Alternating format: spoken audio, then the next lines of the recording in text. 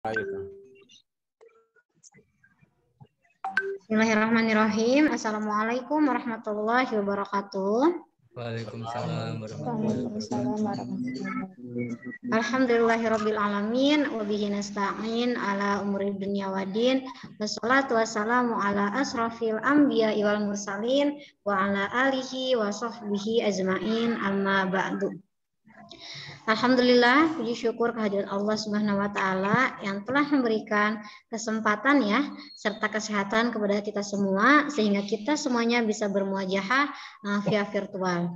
Semoga langkah kita semua dalam menuntut ilmu Allah berikan kemudahan serta manfaat dunia akhirat. Amin Allahumma amin. Amin. Ya. Saya beserta Pak Andi, Pak Haris dan Bu Yuni selaku kelompok 5, selaku kelompok 3 akan mempresentasikan terkait tema. Sebentar Pak ya, saya share dulu.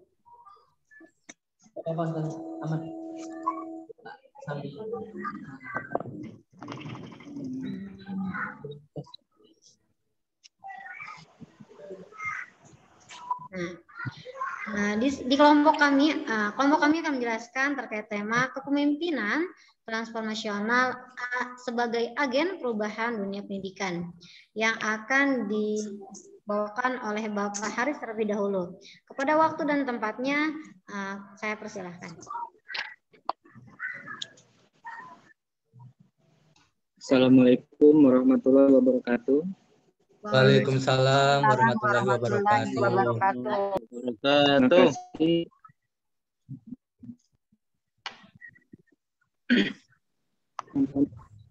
Silakan saya untuk memaparkan diskusi pada hari ini yang berjudul Kepemimpinan Transformasional sebagai Agen Perubahan dalam Dunia Pendidikan. Yang kami hormati Bapak dosen itu Dr. Iskandar Zulkarnain yang pada saat ini sempat hadir untuk memimpin diskusi pada hari ini. Kami dari kelompok 3 untuk membantu menyampaikan atau mempresentasikan materi pada hari ini yaitu kepemimpinan transformasional sebagai agen perubahan dan dunia pendidikan. Jadi sebelumnya kita harus mengetahui dulu apa itu kepemimpinan. Kepemimpinan merupakan salah satu unsur menentukan dalam keberlangsungan dan perkembangan organisasi, termasuk organisasi dalam pendidikan kita. Nah, transformasional itu adalah perubahan. Jadi kalau kita gabungkan, kecil ya. Kepemimpinan transformasional adalah sebagai kepemimpinan di mana para pemimpin menggunakan karisma, stimulus intelektual untuk melakukan transformasional dan merehabilitasi organisasinya. Pemimpin transformasional yaitu memiliki kemampuan yaitu mempunyai kualitas sebagai agen perubahan. Di sini dia untuk sebagai agen perubahan itu dia memiliki kreativitas, inovatif dan fleksibel dalam berorganisasi. Menginspirasi bawahnya untuk mementingkan kepentingan organisasi dibandingkan kepentingan pribadi. Terus yang kedua, kemampuan dalam kepemimpinan transformasional ini, kedua itu keberanian dan optimisme. Keberanian di sini yaitu menunjukkan sikap yang tepat untuk mengambil risiko dan menghadapi batasan-batasan dalam organisasi, serta mampu menghadapi kenyataan yang sebenarnya. Yang ketiga, kemampuan yang ketiga yaitu keterbukaan dan kepercayaan pada bawahannya, yaitu menunjukkan sikap terbuka dan siap memberikan kepercayaan yang dibutuhkan oleh bawahannya. Terus yang keempat, kemampuan yang keempat yaitu memimpin berdasarkan nilai. Nilai-nilai di sini yaitu nilai-nilai dasar yang ingin dicapai dalam menentukan tujuan dalam berorganisasi, serta menekankan nilai-nilai yang penting dan menunjukkan perilaku yang sesuai dengan nilai tersebut. Terus yang kelima yaitu kemampuan yang kelima itu proses pembelajaran secara terus-menerus. Itu setiap ada kejadian atau pengalaman dijadikan pelajaran untuk menghadapi masa yang akan datang. Terus yang keenam yaitu visioner. Visioner yang ini yaitu mampu menyatakan visi dengan jelas dan menarik serta menjelaskan bahwa visi tersebut dapat tercapai sehingga membuat bawahannya jadi menyadari pentingnya hasil tugas dalam menunjukkan tujuan organisasi tersebut. Contoh kepemimpinan transformasional ini yaitu contohnya kita bisa lihat misalnya di Indonesia ini sendiri kan sekarang lagi ada di di lampu merah itu ada untuk suaranya kuat, Mas. Suaranya kurang jelas, Pak. Kurang keras. Sudah keras ini, Bu. Keras. Contohnya ya. Suaranya putus-putus nih. Tapi jelas dari sini. Di sini ini, maaf ya. Di sini ini apa? Hujan. Mungkin dari situ ya pengaruhnya.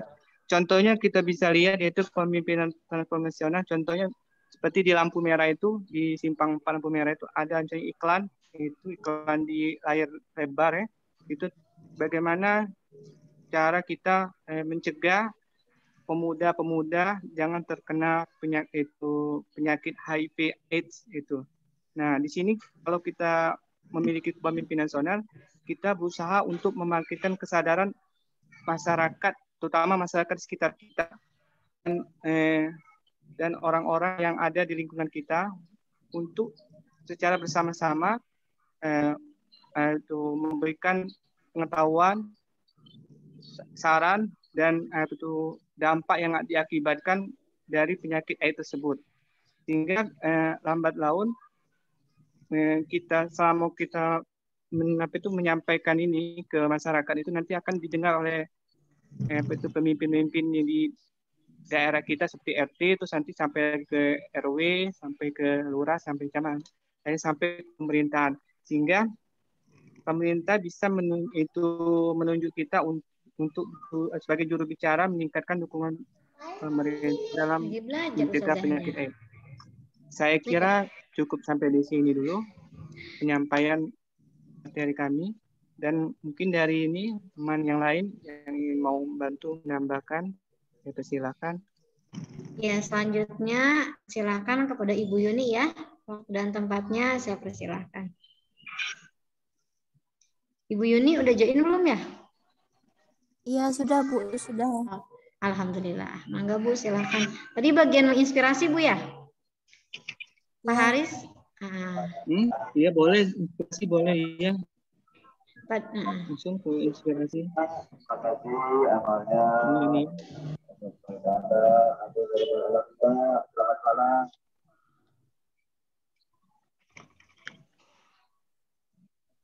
Baik, nama saya Yuni Astuti Ningsih. Saya akan melanjutkan materi dari Bapak Haris ya.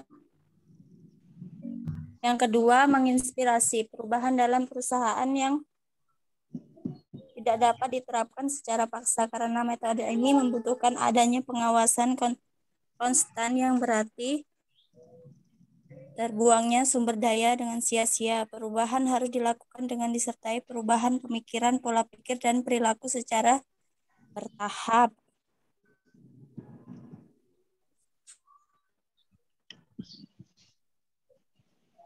Tiga, kemampuan beradaptasi. Tujuan para pemimpin transformasi adalah untuk menciptakan perubahan yang positif. Oleh sebab itu, mereka harus dapat beradaptasi dengan lingkungan kerja yang dinamis.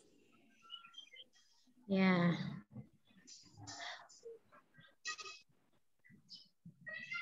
Berpikiran terbuka. Untuk dapat menerapkan perubahan harus ada penerimaan nilai-nilai dan prosedur baru terlebih dahulu. Para pimpinan dituntut untuk memiliki pemikiran terbuka terkait metode baru yang diusulkan. Yang kelima, progresif. Sesuatu yang transformasional melibatkan adanya perubahan yang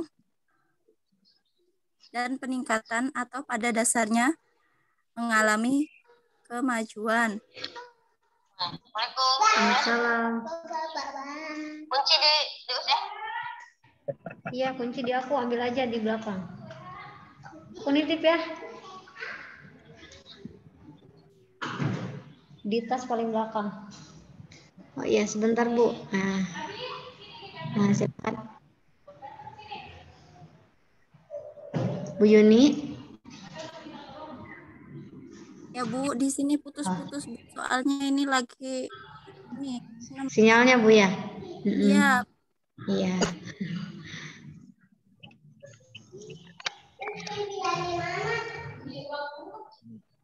Sinyalnya mantap. Maaf ya Bapak Ibu ya, di sini itu susah sekali sinyal Pak. Bu.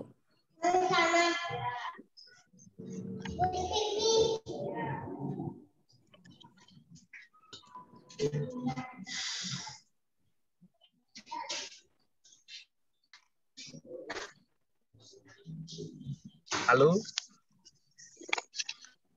Halo Bu EH, mungkin yang lain Bu EH. Oke, baik. HRI, oke. Yang selanjutnya adalah HR dan kepemimpinan transformasional atau AJN perubahan.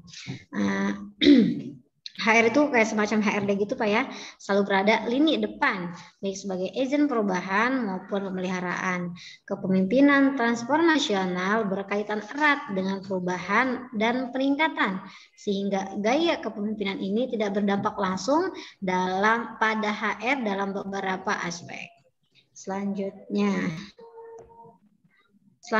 pengaruh pemimpin terdapat 3 pengaruh. Yang pertama, pengaruh kepemimpinan transformasional terhadap komitmen organisasi. Yang kedua, pengaruh kepuasan kerja terhadap komitmen. Dan yang ketiga, kepuasan kerja moderasi pengaruh kepemimpinan terhadap komitmen organisasional. Oke, silakan kepada Pak Haris. Di sini juga kebetulan hujan ya? Iya, hujan juga di sini. Silakan mangga Pak Haris. Langsung deh. Hampir mau. Pengaruh kepemimpinan transformasional terhadap komitmen organisasional. 2. Pengaruh kepuasan kerja terhadap komitmen organisasional. 3. Kepuasan kerja memoderasi pengaruh kepemimpinan terhadap komitmen organisasional. Terus selanjutnya, bisa.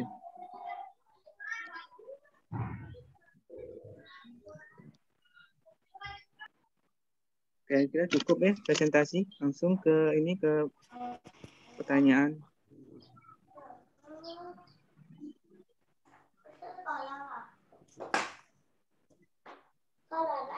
WH.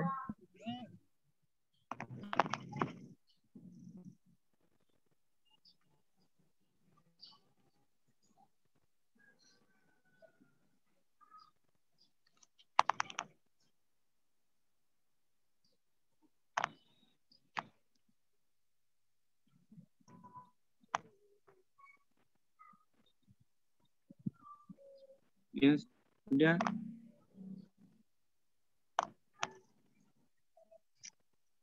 Ini terputus ya Pak ya? Iya Ibu, agak terputus-putus ini Ibu. Iya, mohon maaf Bu. Sudah dibuka ya sesi pertanyaannya? Belum. Ya, sekarang saya. Belum dibuka sama Ibu EH. Mohon maaf Pak, saya kendala ini. Tadi harus ganti dulu pakai HP, dan dipakai laptop sekarang pakai HP. Punten Pak ya. Ya. Pak Ibu. Oke, sekarang silakan masuk ke sesi pertanyaan. Dibuka 3 pertanyaan untuk para Ibu dan Bapak. Silakan.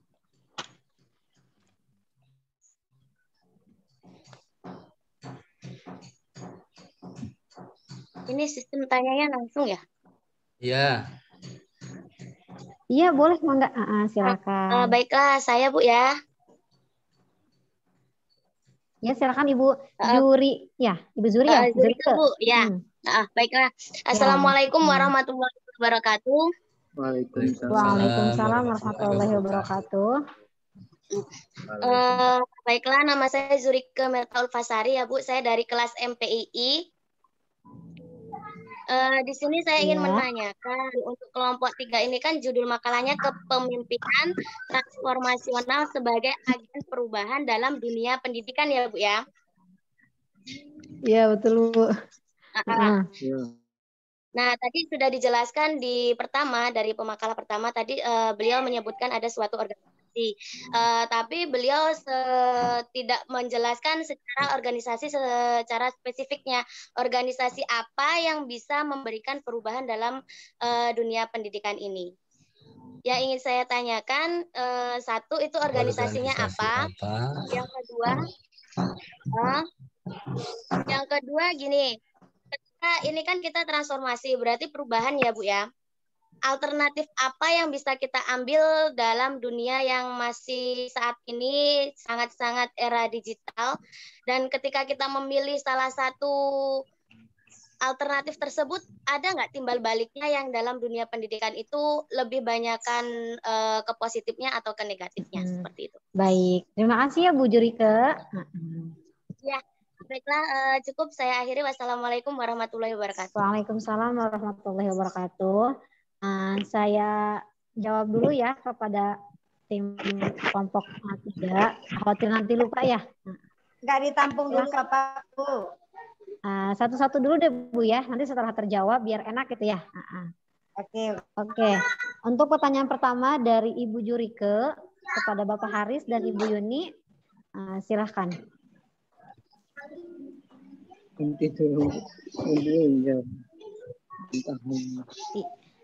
Iya, pertanyaannya dari Ibu Jurike itu, organisasi seperti apa yang dapat memberikan perubahan ya Pak ya? Silakan pada Pak Haris.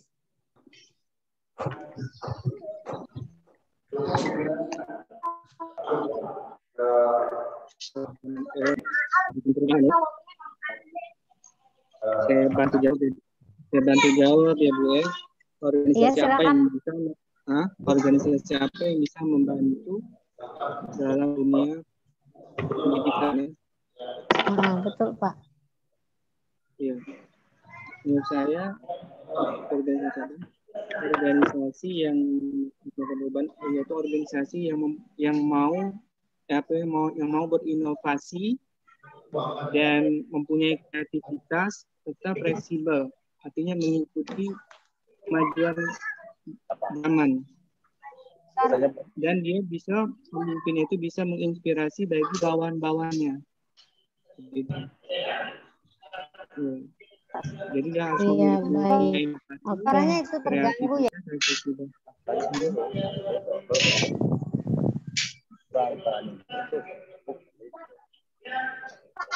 Terus yang kedua ya, dia juga harus mempunyai visi yang jelas.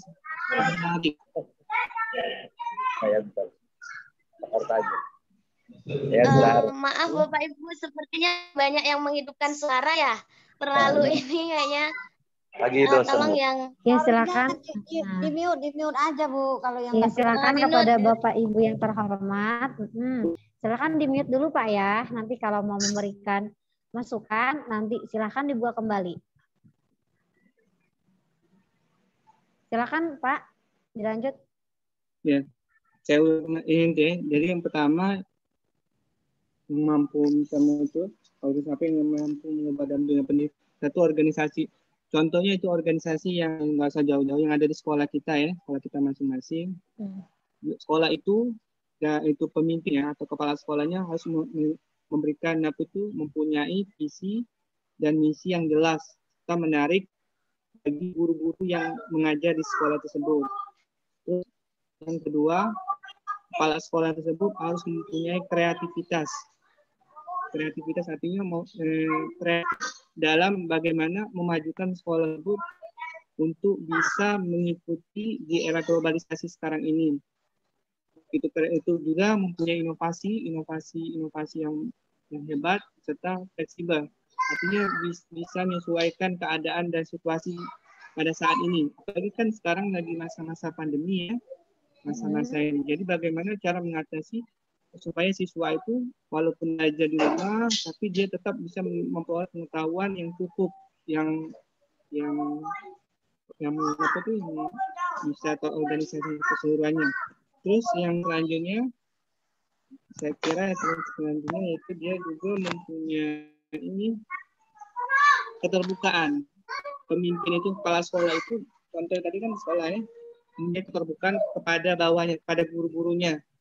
Artinya dia punya sifat terbuka, siap memberikan kepercayaan kepada guru-gurunya, yang mana wali ini, wakil kurikulum, yang mana wakil ini, wakil kesiswaan. Jadi mereka menunjukkan sikap terbuka dan siap memberikan kepercayaan. Artinya ya dia diberi kepercayaan guru tersebut untuk memimpin di kelas di sekolah itu.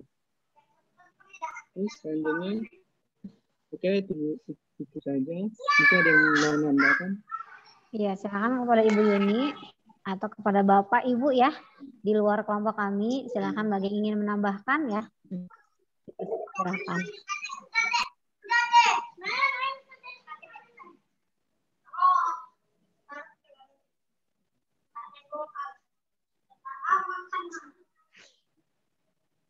Oke, sepertinya lanjut Pak ke itu tuh yang pertanyaan kedua dari Ibu Jurike ya.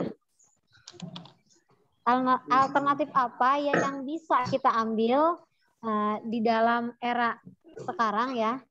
Apakah dengan menggunakan media sosial itu dapat memberikan efek positifnya atau bahkan memberikan negatifnya seperti itu Pak? Suaranya hilang ini Bu Eha. Oh, mohon maaf Bu ya, di sini soalnya lagi hujan.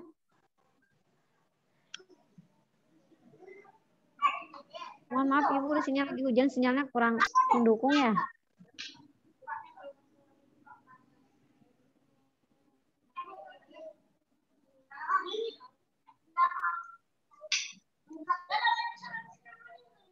Pak Haris, bisa mendengar suara saya? Ya bisa, Mas. Ini Iya. tadi apa? Lagi diulang kembali positif dan pengaruh media terhadap pendidikan ya. Apakah memberikan efek positif atau bahkan sebaliknya Pak, negatif seperti itu Pak? Media pendidikan. Iya, menurut saya ya. Iya Pak.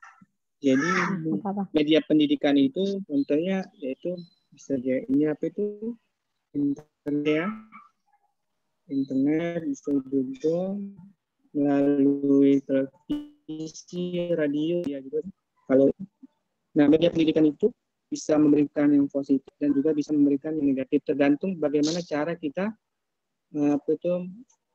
menyaring informasi yang kita dapatkan dari media pendidikan tersebut. Tuh. Ya. Jadi bagaimana cara kita terutama sebagai guru ya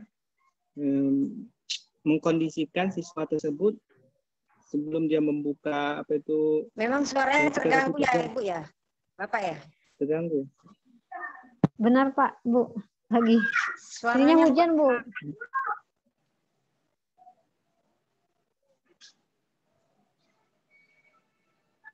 Lanjut Pak Haris. Ya. Jadi ya pendidikan tadi bisa memberikan nilai-nilai yang positif maupun nilai-nilai negatif. Jadi tergantung kepada kita bagaimana cara menyaring informasi tersebut agar jangan sampai kepada anak didik kita seperti itu. Jadi itu sebelum misalnya kita berikan prosedur sebelum membuka media pendidikan seperti internet itu harus kita arahkan dulu. Ini harus dibuka misalnya ini dulu apa itu prosedurnya yang pertama apa misalnya kan seperti itu aturan-aturannya dan juga diberikan tempo atau waktu jadi mereka tidak punya kesempatan untuk mencari yang negatifnya seperti itu. Dan selain itu juga kita balik juga mereka itu untuk anak didik kita itu dengan agama.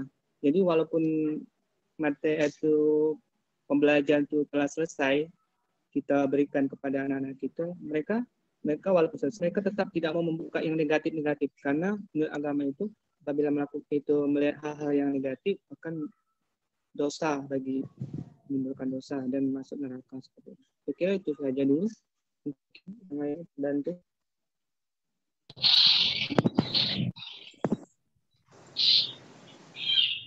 Iya, sebentar Pak. Aduh, sinyal. Astagfirullah. Boleh, Bu, saya memberikan ini juga. Iya, silakan mangga Ibu kepada Ibu siapa? Iya. Ini Alfiana. Iya.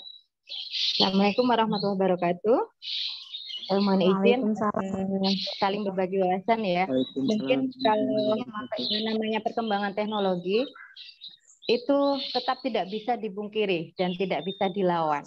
Tapi bagaimana kita bisa mengikuti arusnya dengan baik? Dijadikan sebagai Sepertinya tantangan. sinyal dan suaranya ini kayaknya hilang-hilang ya, Bu. Dijadikan sebagai tantangan dan juga peluang. Kita bisa Ibu Juni suaranya ke mute. Ibu Juni, ininya kepencet deh kayaknya. Suaranya ke mute. Oh ya, baik. Ke-mute ya. Maaf.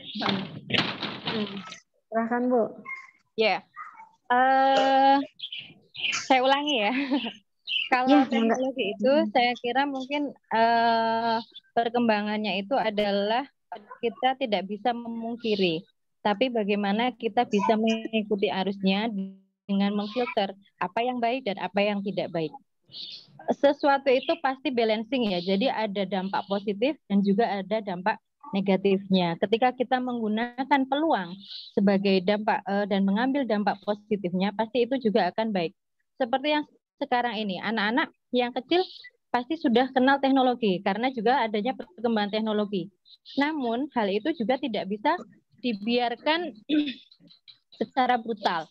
Jadi harus ada proteksi, harus ada kendali yang itu dapat berhasil ketika ada kerjasama antara pihak pendidikan yang ada di sekolah maupun yang ada di rumah. Dan saya kira itu pasti akan terjadi dalam semua hal.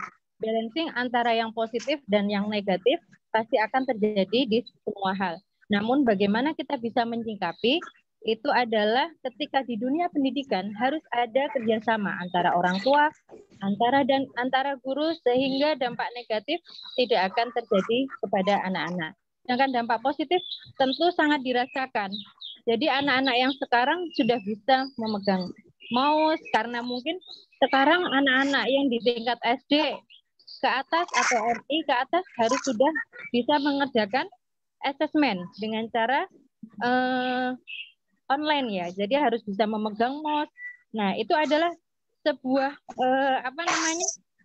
sebuah dampak positif juga yang dirasakan. Nah, dampak negatifnya ya harus kita proteksi sedini mungkin dengan kerjasama antara sekolah dengan orang tua. Begitu Bu, terima kasih. Wassalamualaikum warahmatullahi wabarakatuh. Ya, Masya Allah ya, jazakallahu khairan. Ya, waalaikumsalam, jazakallahu khairan kepada Ibu Juni yang telah memberikan dan menambahkan ya terkait tadi. Oke, selanjutnya silakan bagi Bapak Ibu, apakah masih ada yang ingin memberikan masukan atau menambahkan ya tadi terkait persoalan tadi? Ini ada apanya? Ya, silakan. Apa? Coba foto dulu. Lihat di kaca, Bu. Masih hitam nggak? Masih. Udah? Bapak Ismet mau menambahkan, Pak? Jangan malam-malam. Enggak, ini kena itu. Nanti enggak? Bapak-bapak yang lain mau menambahkan apa? Lagi. Ya. Oke. Terima kasih kepada Ibu Jurike. Punten Bu, apakah sudah cukup mewakili tadi jawabannya? Bu. Ya. Oke. Terima kasih kepada penanya pertama oleh Ibu Jurike. Selanjutnya masih dibuka ya 2 kotak pertanyaan. Silakan bagi para. Oke. Ya, dengan Ibu siapa itu? Ibu Maratul Hasanah. Oke, Ibu Maratul Hasanah. Silakan, Bu. Terima kasih kepada moderator telah memberikan saya untuk bertanya ya. Baik, pertanyaan saya, perkenalkan saya Maratul Hasanah dari klub MPII. Salam kenal Bu ya. Oh iya, saya sangat tertarik sama dari kita hari ini ada perubahan-perubahan gitu ya. Nah, jadi pertanyaannya, apakah model kepemimpinan yang dipimpin seorang wanita bisa efektif membawa perubahan? Mohon maaf Bu, silakan ulangi lagi. apakah model kepemimpinan yang dipimpin seorang perempuan bisa efektif membawa perubahan? Apa keunggulan? kuliah. Oke. Seorang Permisi Bu Eha. Permisi Bu Eha. Iya, Pak. Sepertinya Bapak Mudrikun tadi ingin bertanya karena sudah melambaikan tangan dari tadi sepertinya. Coba ditanya. Oh, ya nanti setelah ini Pak ya. Siapa namanya Pak Mudrikun? Nah, sebentar Pak ya. Nanti ada satu kuota lagi buat Pak Mudrikun. Terima kasih Pak Kuas sudah mengingatkan. Ya. Baik sebentar ya, di-keep dulu pertanyaannya. Pertanyaan dari Ibu Mar'atun Hasanah. Apakah model kepemimpinan yang dipimpin oleh seorang perempuan itu memberikan apa tadi namanya? Oh iya, maaf lagi kembali. Kenapa? Ya, apakah model kepemimpinan yang dipimpin oleh seorang perempuan itu Bu ya? Seperti itu Bu, bukan? Apakah bisa memberikan keefektifan gitu ya? Ibu Yuni, Ibu Yuni dan Bapak siapa tadi? Pak Haris, silakan Pak. Kita timnya dikit doang. Langsung Kasih pertanyaan nomor 3 dulu. masukan Tampung dulu. Nomor 3. Pertanyaan nomor 3. Ya, sekiranya untuk lebih efektif daripada diskusi kita, mungkin kalau suasana yang di sekitarnya tuh agak begitu tidak mendukung, tolong di mute aja Bu. Baik siapa saja, jadi biar lebih jelas kita untuk fokus terhadap materinya.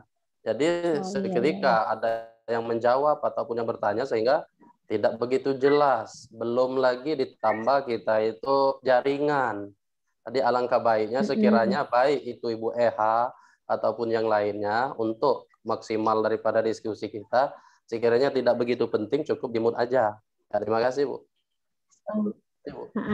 Kebetulan saya juga bukan admin Pak ya. Jadi susah buat nge-mute-nya. Ya, terima kasih masukannya Pak Ismet.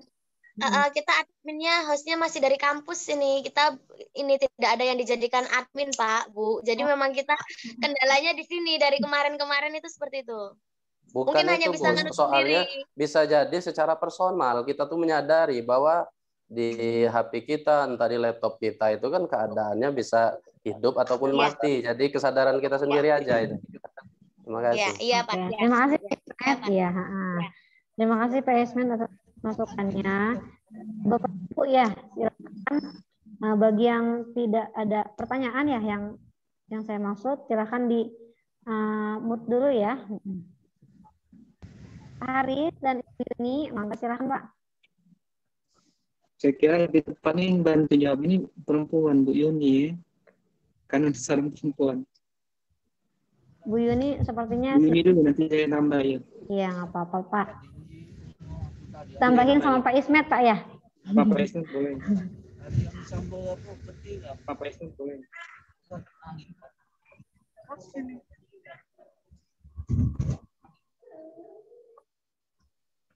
Ya Pak Haris dulu, nanti Pak Ismet dan bapak-bapak lainnya menambahkan.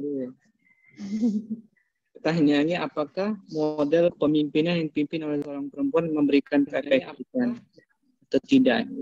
Jadi baru menurut saya ya, jadi kita bagi kalau masalah efektif atau tidaknya itu kembali ke individu masing-masing ya. Itu kembali juga kepada jenis kelamin. Kalau dalam Islam untuk skala yang besar, contohnya dalam memimpin negara, saya kira kurang efektif kalau dipimpin oleh seorang perempuan, tapi lebih baiknya laki-laki. Itu dalam Islam.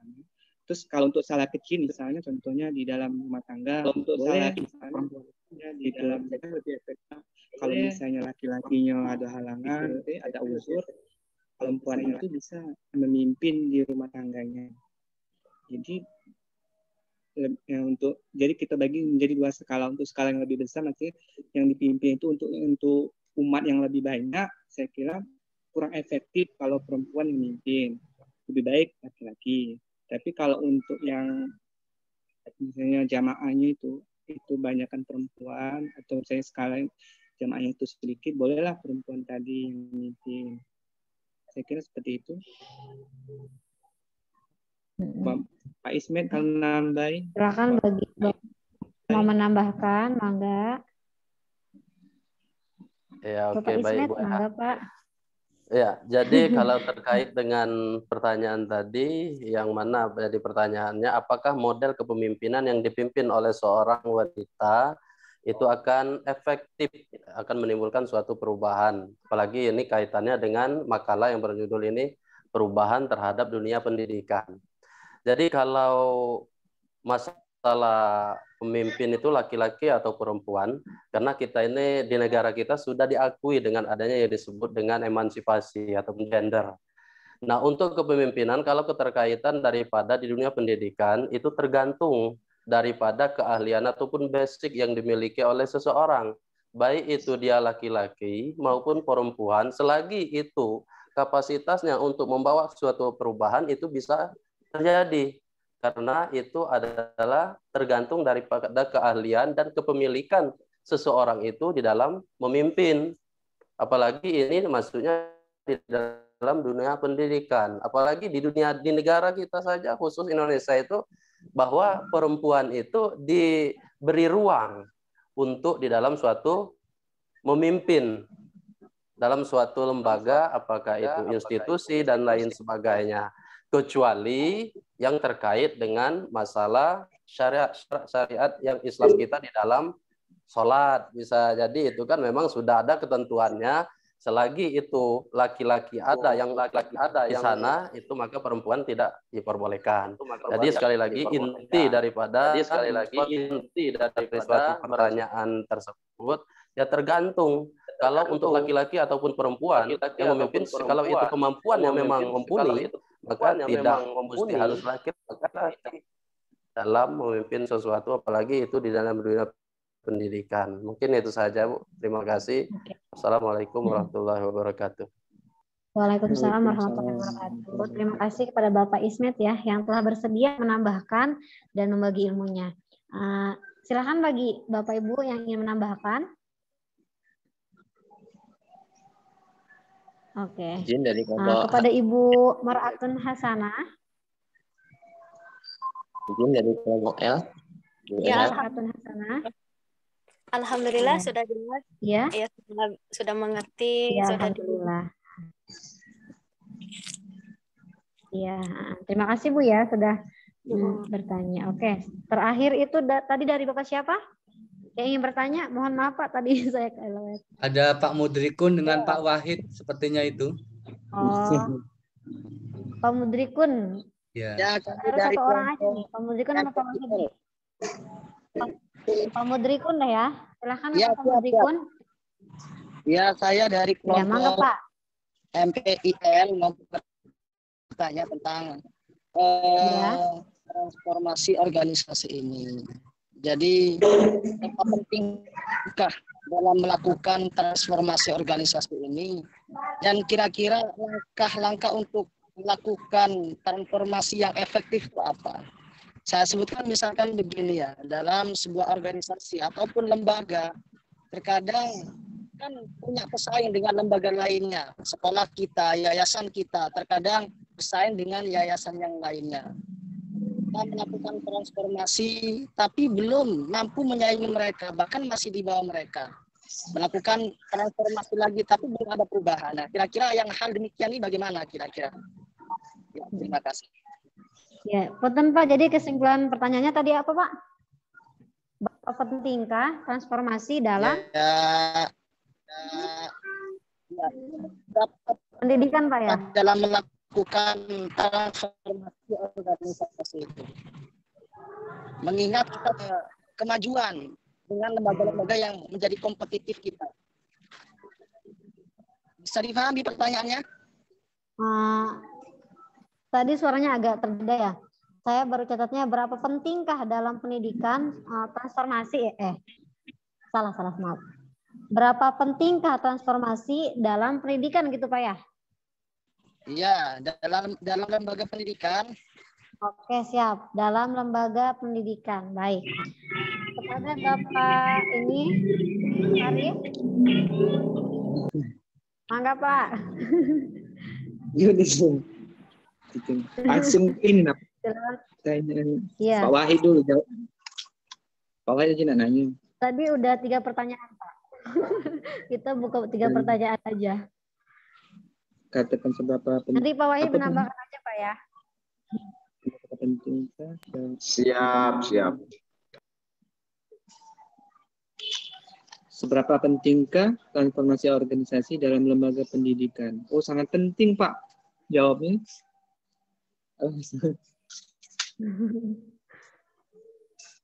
Ada?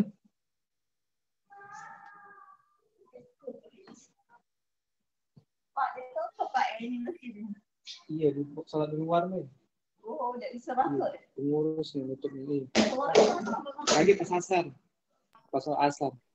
Ikut menerjemahkan pertanyaannya karena tadi mungkin teman-teman ada yang terkendala sinyal.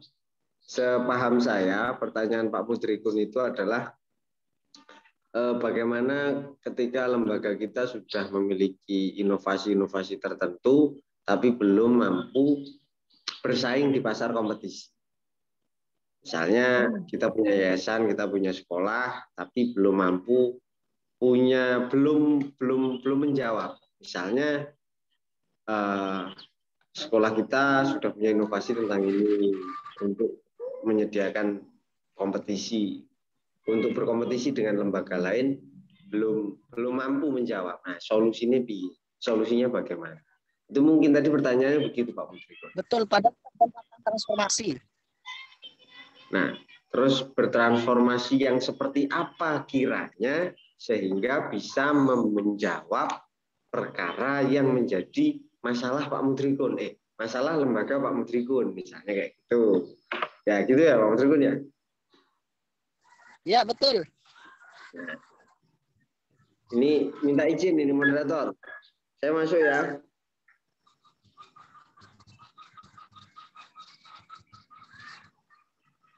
Moderator, saya masuk ya. Jadi gini, Pak Mutrikun, kita diskusi ya. Oh, siap. Sepengalaman saya, pertama kita harus tahu masalah kita apa. Yang kita fasilitasi siapa. Ya, dulu. Masalah kita apa?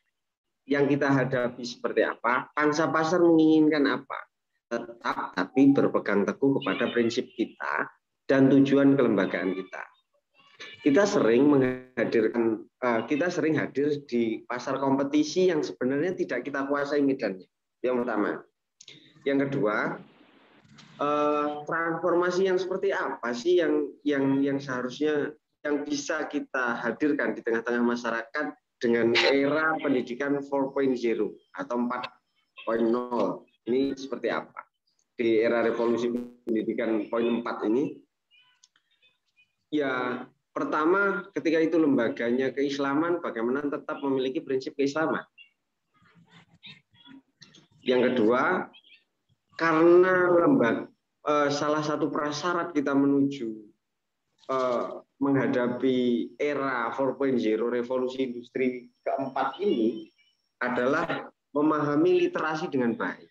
Baik literasi secara digital, literasi manusianya, ataupun literasi keadaan. Artinya poin bagaimana kita membaca keadaan. Dan tetap memiliki inovasi-inovasi yang kiranya itu bisa menjawab kebutuhan pasar. Nah, ini diiyakan atau tidak bagi teman-teman yang memang concern di dunia pendidikan bahwa kita memang dituntut menyediakan output dari lembaga kita itu yang sesuai dengan pasar. Nah, yang diingini pasar seperti apa? Yang diingini pasar adalah mereka yang bisa berkompetisi, mereka yang mampu membaca situasi, mereka yang punya inovasi. Hampir semuanya soal-soal pengetahuan yang kaitannya dengan bahan bacaan dan seterusnya itu sudah bisa kita atasi dengan Google. Bahkan hampir semua kita hari ini hampir ketergantungan dengan Google. Hampir ketergantungan. Diakui atau tidak, kita ketergantungan dengan Google.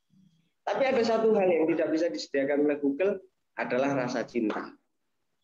Nah, kelembagaan harus tetap punya cinta. Kelembagaan harus punya visi bagaimana tetap menebar cinta dan kasih sayang itu meskipun harus berkompetisi. Nah, mungkin itu yang bisa saya tambahkan. Iya, terima kasih Pak. Siapa itu tadi? Masya Allah, luar biasa Bapak Wahid Imam Rifai. Ya, yang menjadi kendala sebenarnya dalam lembaga itu kan ada yang namanya ketua yayasan, sama-sama seorang leader.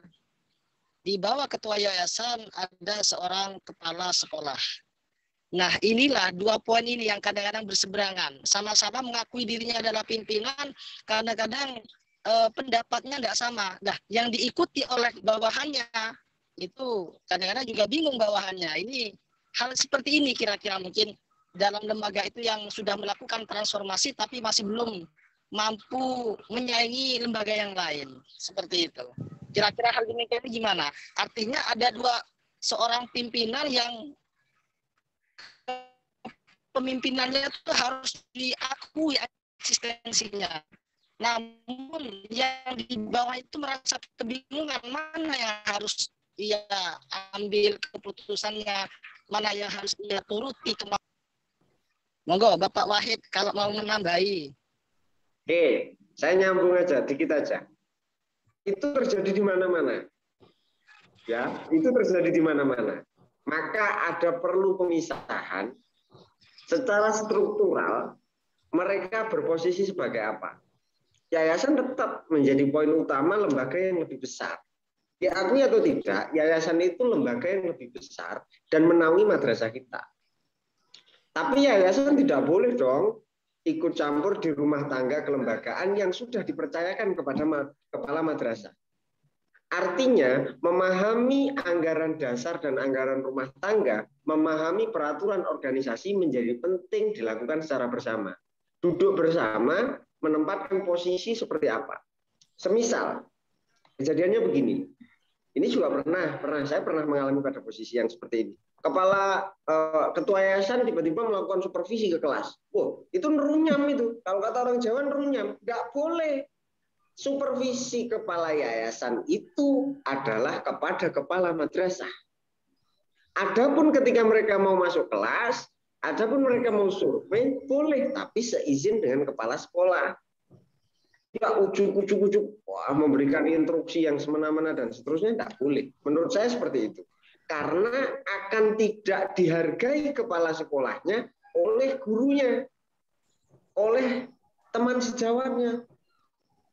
Ada beda struktural, karena memahami struktural ini penting. Ada lembaga, ada yayasan yang di bawahnya ada kepala madrasah, yang garisnya koordinatif. Nah, dan ada garis yang instruktif. Tapi kepala madrasah kepada guru ini kan hanya apa? Terputus kepada kepala madrasah. Mereka hanya koordinatif. Nggak bisa dong kepala yayasan langsung kepada para dewan guru. Wah, ada siswanya yang bandel, laporan kepada kepala yayasan. Kepala yayasan langsung negur kepada kesiswaan misalnya. Tidak boleh. Nah, ini yang kemudian menjadi momok di kalangan kita. Menurut saya pernah mengalami pada posisi seperti itu. Solusinya adalah memberikan penjelasan bahwa banyak kok diakui atau tidak. Dan kita memang jadinya akhirnya begini. Kita menjadi tidak hormat kepada keduanya. Ini yang sering masalah. Menjadi tidak hormat kepada keduanya. Yang saya katakan menjadi tidak hormat itu gini. Wong di sing digugu. Mana yang mau di-note? Mana yang mau diikuti aturannya? Yang jelas yang harus kita ikuti sebagai guru, kita yang harus kita ikuti adalah kepala madrasah. Yang perintah kepala madrasah adalah kepala yayasan atau ketua yayasan. Dan untuk mengenerate semua ini sebenarnya ada program. Ada program. Yang keduanya harus saling memahami. Ketua yayasan punya program yang harus dilaksanakan oleh kepala sekolah. Jangan kemudian ada tiap hari koordinasi, ada per minggu, bukan. Tapi ada program, ada visi misi yayasan yang dititipkan kepada kepala sekolah.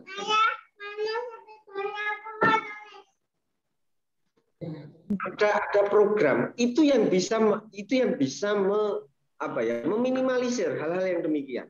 Nah, akhirnya waktu itu kita buatkan program, Bapak maunya seperti apa, Ketua Yayasan maunya seperti apa, yang itu kita terjemahkan dalam program. Nah, di program itu, ketika program itu menjadi tata laksana dan program keseharian di sekolah, maka itu sudah tidak lagi menjadi masalah. Yang perlu kita lakukan adalah menerjemahkan kemauan ketua yayasan atau badan yayasan itu menjadi program sekolah ini yang memang rata-rata yayasan kita itu yayasan keluarga. Diakui atau tidak, yayasan kita adalah yayasan keluarga. Tapi saya mohon kepada yang punya yayasan, tolong diterjemahkan dalam program. Supaya ketua atau kepala sekolah mimpin nggak bingung. Ya, itu saja yang dapat saya tambahkan. Pak. Ya, terima kasih ya Pak Wahid. Mohon maaf tadi saya kepental terus ya. Boleh menambahkan? Turun Pak.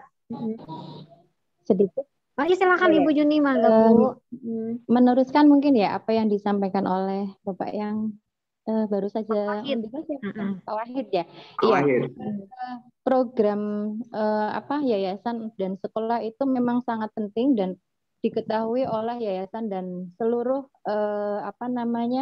stakeholder yang ada di sekolah. Dan saya kira ketika terjadi miss, itu kan terjadi miss, perlu ada komunikasi yang baik. Jadi tupoksi struktural juga penting dan komunikasi apa yang sudah menjadi program dan tupoksi struktural sendiri harus dikomunikasikan dengan baik sehingga apa yang menjadi di bawahnya itu akan tidak bingung mengikuti mana yang harusnya menjadi tanggung jawab yayasan dan mana yang menjadi tanggung jawab seorang kepala madrasah. Begitu Bu, mungkin. Terima kasih. Iya, terima kasih kepada Ibu Juni. Saya kembalikan kepada Pak Mudrikun. Pak Mudrikun, apakah cukup Pak? Sudah mewakili ya jawabannya ya? Jayid jiddan.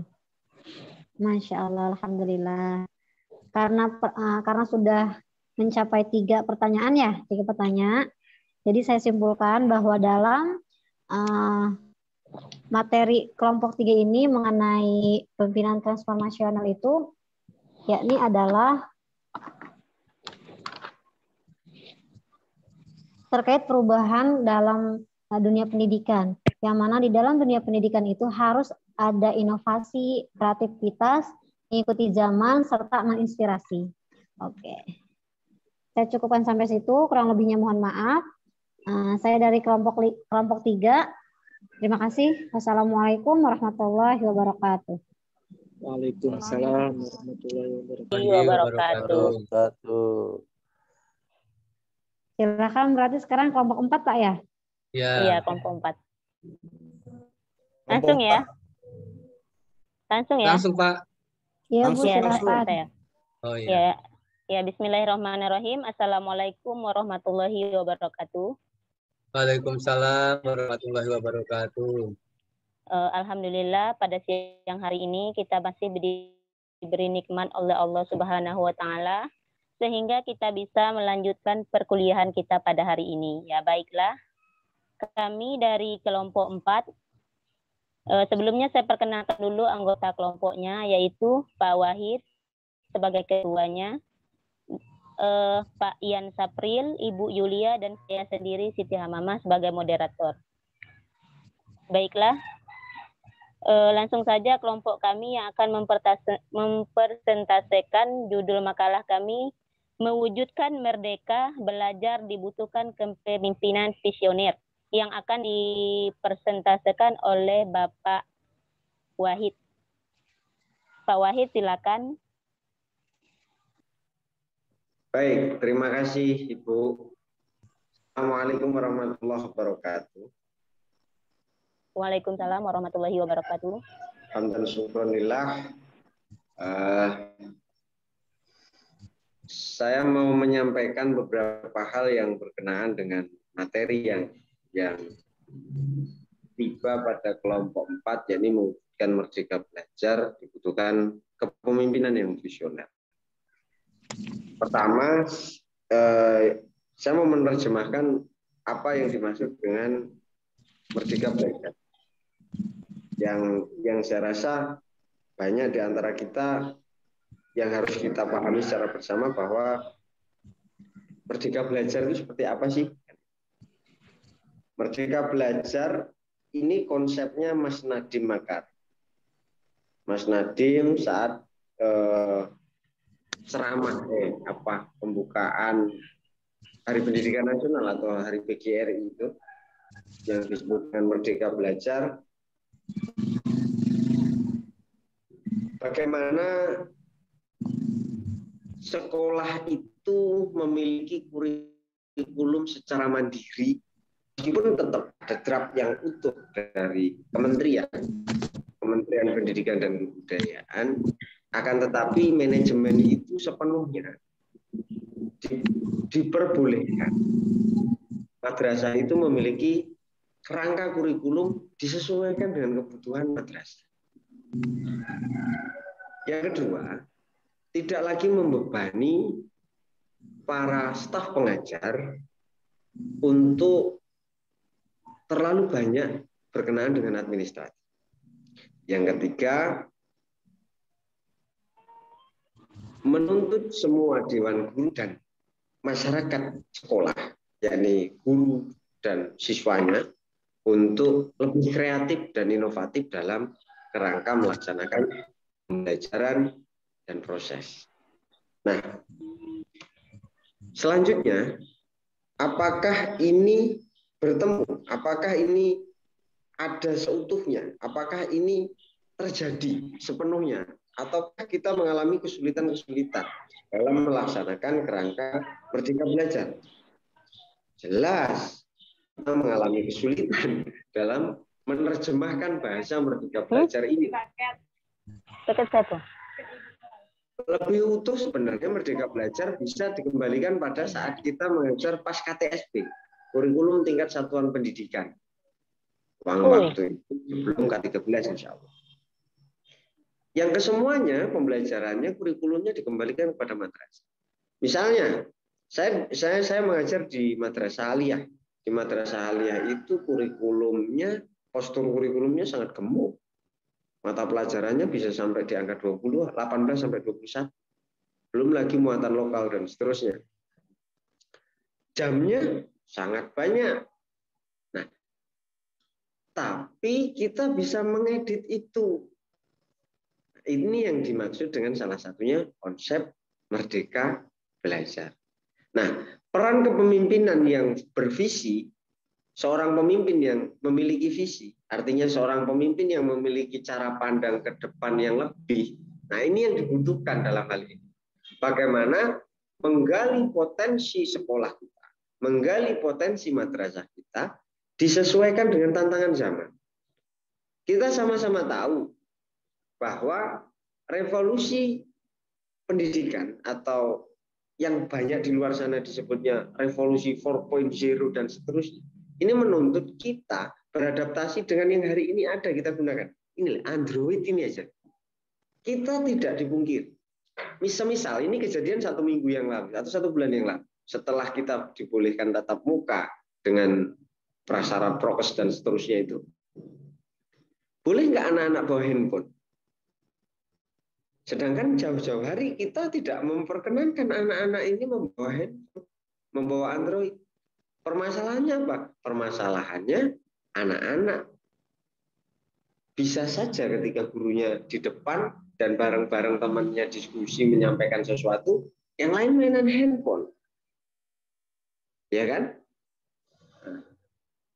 Dan apakah ini diperkenankan untuk hari ini? Saya sampaikan dengan kepala madrasah, sebagai saya menyampaikan kepada kepala madrasah, ya diperkenankan Pak. Yang pertama, hari ini karena sekolah ini mendadak, kita belum banyak menyiapkan buku. Buku itu bisa kita cari di Google, materi kita bisa cari di Google. Nah, bagaimana dengan guru-guru yang agak, mohon maaf, gaptek dengan teknologi? Nah, ini juga menjadi masalah. Tinggal bagaimana kita sebagai masyarakat sekolah, sebagai pemimpin yang visioner, menempatkan peluang, menempatkan posisi kita di madrasah dan memandang kondisi ini untuk terus bergerak, untuk terus mewujudkan tujuan sekolah. Nah, sekali lagi tujuan sekolah misalnya, ya tidak lain tidak bukan tujuan sekolah adalah bagaimana menciptakan karakter-karakter anak kita yang sesuai dengan masyarakat. Putus ya. Demikian, itu dulu yang pertama sebagai pancingan yang nanti kita bisa diskusikan lebih lanjut. Begitu, Ibu. Saya kembalikan moderator. Assalamualaikum. Waalaikumsalam warahmatullahi wabarakatuh. Baik, Bapak, terima kasih.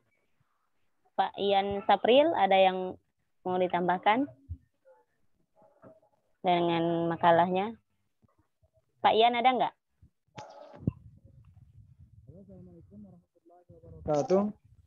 Waalaikumsalam warahmatullahi wabarakatuh. Tampil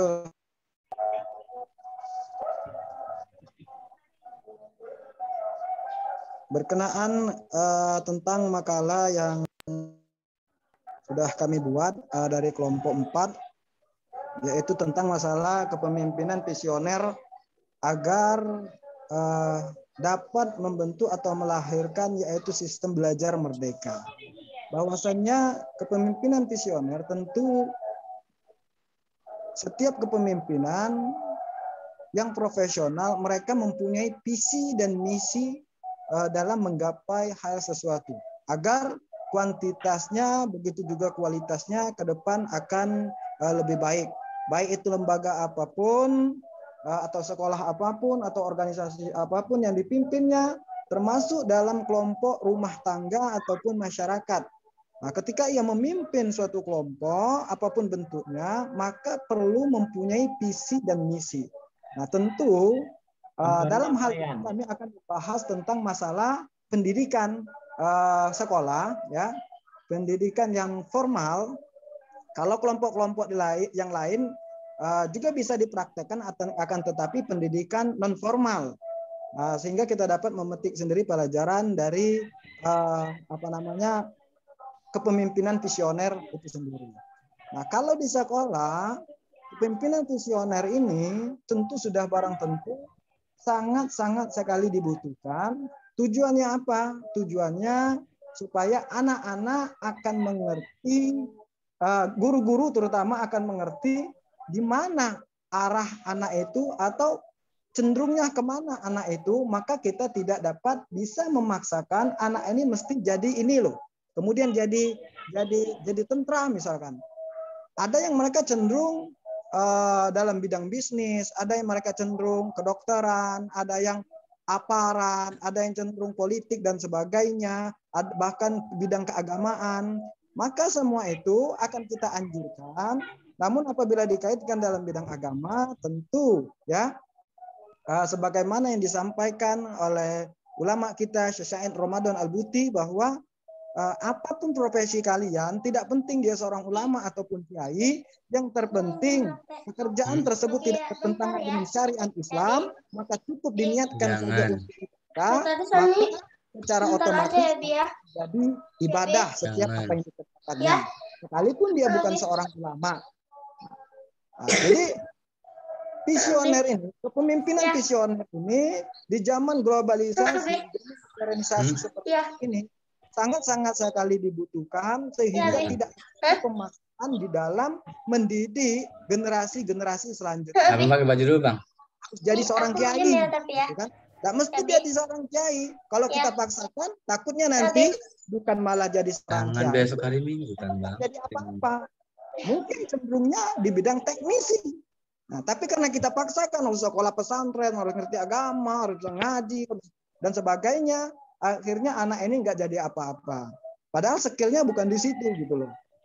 Jadi adanya kepemimpinan visioner ini mudah-mudahan bisa membuka pemikiran atau pengetahuan ilmiah di antara para guru tentunya agar mendidik anaknya sesuai dengan bidangnya masing-masing. Itu saja mungkin tambahan dari saya. Terima kasih. Wassalamualaikum warahmatullahi wabarakatuh.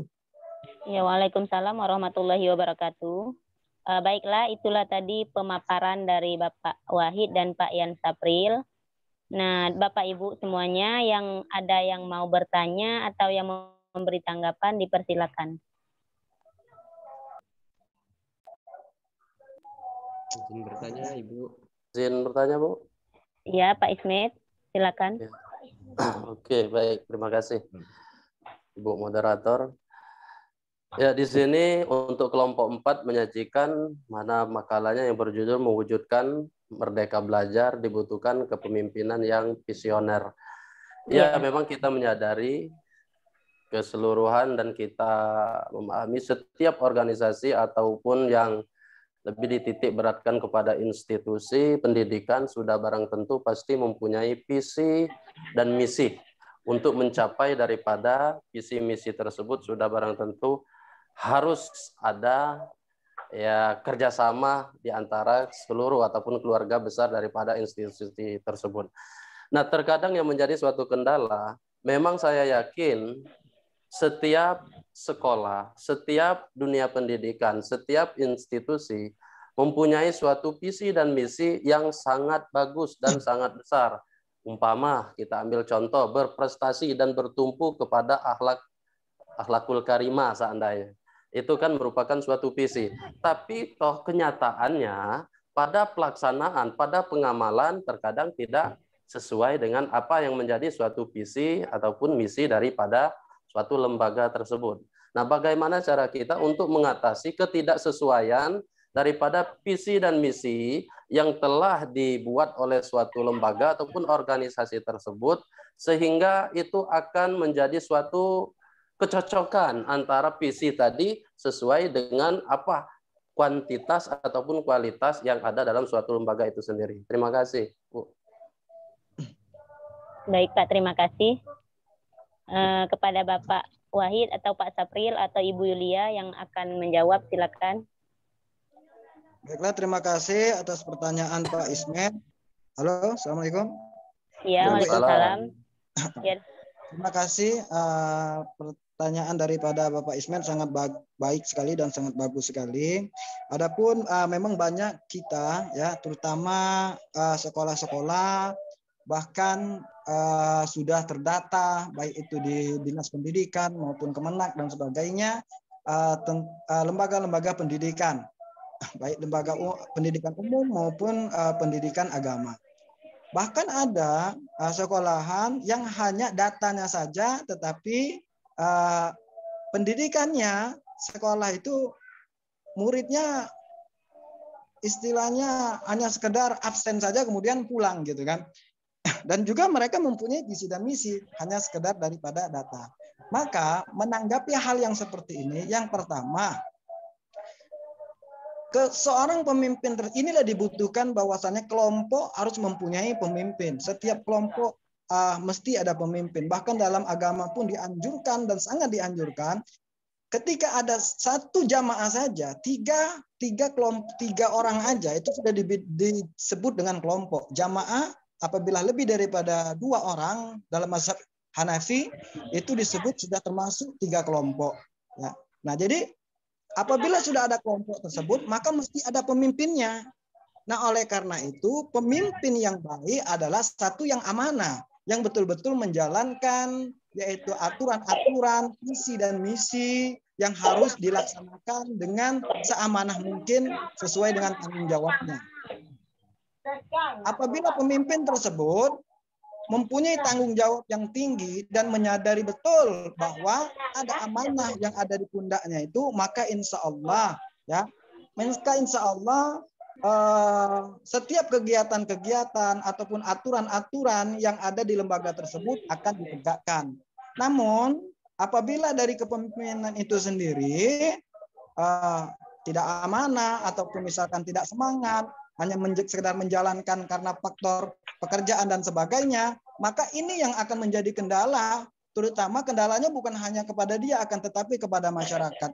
terutama pada murid-muridnya, terhadap siswa-siswanya, bahkan mahasiswanya, maka sulit sekali akan membentuk yaitu generasi-generasi yang diandalkan untuk ke depan nantinya. Nah, oleh karena itu, satu ya harus pemimpin profesional. Yang kedua, yaitu manajemen yang baik. Manajemen yang baik dibuat oleh pemimpin yang memang mempunyai wawasan yang sangat luas, terutama mengerti di bidang manajemen, dan sehingga dia akan membentuk yaitu aturan-aturan yang dampaknya sangat positif, manfaatnya banyak untuk lembaga yang akan di bawahnya itu sendiri. Nah, yang ketiga yaitu inovasi. Inovasi daripada seorang pemimpin, ya. Inovasi itu juga tidak mesti muncul dari otaknya sendiri, juga bisa dari kru-krunya, rekan-rekannya, para guru dan sebagainya, ya. Sehingga ada perubahan-perubahan menyesuaikan zaman, dan perubahan tersebut programnya itu yang berdampak baik untuk kepentingan lembaga itu sendiri. Menurut hemat saya sepertinya seperti itu. Lebih dan kurang mohon maaf. Terima kasih. Wassalamualaikum. Waalaikumsalam. Ya, terima kasih Pak Yan. Pak Ismit, itu ya jawabannya dari Pak Sapril. Yang lain, bapak-bapak, ibu-ibu yang mau menambahkan, silakan. Ibu Yulilia, iya Pak? Ya, Ibu. Ya, Pak Ahmad Pratikno. Ya, silakan Pak. Baik, terima kasih atas kesempatan yang diberikan. Assalamualaikum warahmatullahi wabarakatuh. Ya, waalaikumsalam warahmatullahi wabarakatuh.